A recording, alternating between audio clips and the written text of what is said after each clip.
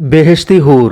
হুর সেই মহিলাদেরকে বলা হয় যাদের চোখের তারা খুব কালো এবং বাকি অংশ খুব সাদা।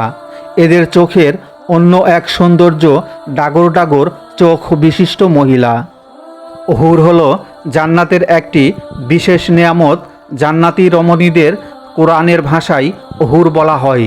মহান আল্লাহ তাআলা পবিত্র কোরআনে হুরদের দৈহিক অবয়বের বিবরণ দিয়েছেন, যেমন তাদের করেছি কুমারী, সোহাগিনী, সমবয়স্কা। সূরা ওয়াকিয়া 36-37। মুত্তাকিদের জন্য রয়েছে সাফল্য, উদ্যান, আঙ্গুর এবং স্ফীত স্তন বিশিষ্টা সমবয়সী বালিকা। সূরা নাবা 31-33।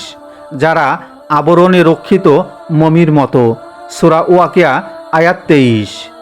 আরও এরশাদ হয়েছে, সেখানে তাদের সোনার কাকনে সজ্জিত করা হবে। সেখানে তারা সূক্ষ্ম ও পুরু রেশম ও কিংখামের সবুজ বস্ত্র পরিধান করবে এবং উপবেশন করবে উঁচু আসনে বালিশে হেলান দিয়ে। চমৎকার পুরস্কার এবং সর্বোত্তম আবাস। সূরা কাহাব আয়াত 31।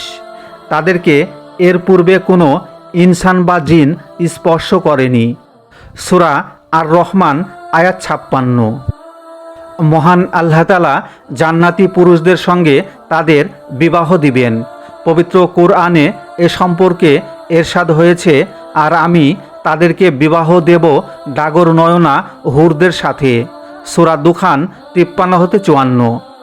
প্রিয় নবী সাল্লাল্লাহু আলাইহি ওয়াসাল্লাম এরশাদ করেছেন, জান্নাতি রমণীদের পরিহিত পোশাক ভেদ করে তাদের পায়ের গোছার শুভ্রতা এবং অস্থি মজ্জা দেখা যাবে, কারণ তাদের সম্পর্কে মহান আল্লাহ তাআলা বলেন, যেন তারা পদ্মরাগ ও প্রবাল।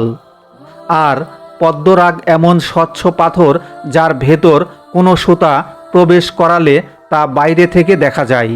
তিরমিজি 2532। জান্নাতে মুমিনদের জন্য মমির গাঁথনি করা একটি তাঁবু আছে। এর উচ্চতা 30 মাইল। এর প্রত্যেক কোণে মুমিনদের জন্য এমন নারীরা থাকবে যাদের কেউ দেখেনি।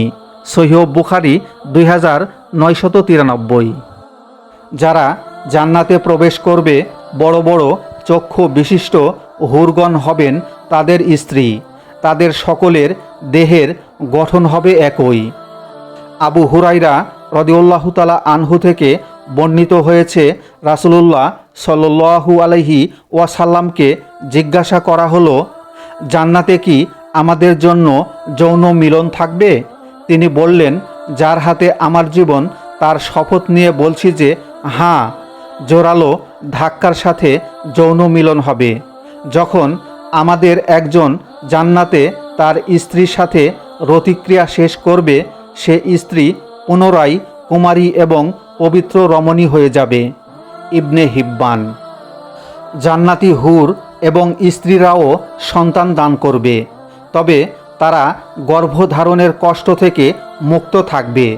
মহানবী সাল্লাল্লাহু আলাইহি ওয়াসাল্লাম বলেন, কোনো মুমিন লোক যদি জান্নাতে সন্তানের আকাঙ্ক্ষা করে, তাহলে সঙ্গে সঙ্গে তার স্ত্রী গর্ভধারণ করবে এবং সন্তান প্রসব করবে, এবং সন্তানটি হবে বয়সে যুবক।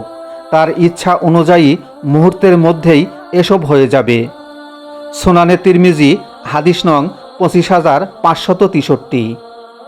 কেননা জান্নাতের পুরস্কারের মূলনীতি বলতে যে মহান আল্লাহ তাআলা বলেছেন, সেখানে তোমাদের জন্য রয়েছে যা কিছু তোমাদের মন চাবে এবং যা কিছু তোমরা ফরমায়েশ করবে, এগুলো পাবে ক্ষমাশীল পরম দয়ালুর পক্ষ থেকে আতিথেয়তা স্বরূপ। সূরা হামিম সিজদা আয়াত 31।